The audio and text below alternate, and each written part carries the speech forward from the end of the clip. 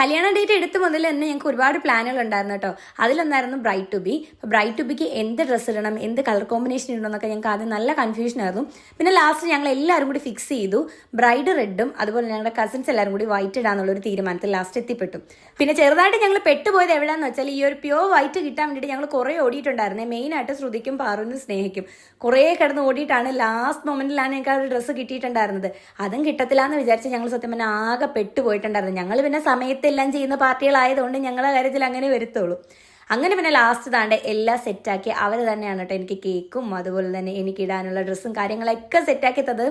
പിന്നെ കേക്കിന്റെ കാര്യം പറയാൻ വേണ്ടിയിട്ടാണെങ്കിൽ ഞങ്ങളുടെ എല്ലാവരുടെ ഡ്രസ്സിന് മാച്ച് ആവുന്ന രീതിയിലാണ് കേട്ടോ ഡിസൈൻ ചെയ്തിട്ടുണ്ടായിരുന്നത്. നല്ല അടിപൊളി ടേസ്റ്റ് വരുന്നു. പിന്നെ വേറൊരു മെയിൻ കാര്യം എടുത്ത് പറയാൻ വേണ്ടിയിട്ടാണെങ്കിൽ, സത്യം പറയല് ഈ ഒരു വീഡിയോ എഡിറ്റ് ചെയ്യുന്ന സമയത്തുണ്ടല്ലോ ഞാൻ ഓർക്കുകയാണ്, ഈ ഒരു ഫംഗ്ഷൻ എനിക്ക് വേണ്ടിയിട്ട് സെറ്റ് ചെയ്യാൻ വേണ്ടിയിട്ട് ഇവരെല്ലാവരും എന്തുമാത്രം എഫേർട്ട് എടുത്തിട്ടുണ്ടായിരിക്കും. അവർ കേക്ക് സെറ്റ് ചെയ്യാൻ വേണ്ടിയിട്ടാണെങ്കിലും അന്നത്തെ ഫുഡും കാര്യങ്ങളൊക്കെ സെറ്റ് ചെയ്ത് എന്നെ ഹാപ്പി ആക്കാൻ വേണ്ടിയിട്ട് അവരവരുടെ മാക്സിമം ശ്രമിച്ചിട്ടുണ്ട് കേട്ടോ. സത്യം പറഞ്ഞാൽ എനിക്ക് നല്ലോണം സങ്കടം വരുന്നുണ്ട് അതൊക്കെ ആലോചിച്ചിട്ടും. ഷോപ്പിങ്ങിൻ്റെ സമയത്താണെങ്കിലും എൻ്റെ കൂടെ നിന്ന് എൻ്റെ എല്ലാ കാര്യങ്ങളും ചെയ്തു തന്നവരാട്ടോ അവരൊക്കെ. എൻ്റെ ലൈഫിൽ എന്ത് സന്തോഷം ഉണ്ടായാലും സങ്കടം ഉണ്ടായാലും ഞാൻ ഷെയർ ചെയ്യുന്ന അവരോടായിരിക്കും. തിരിച്ചും അങ്ങനെ തന്നെയാണ്.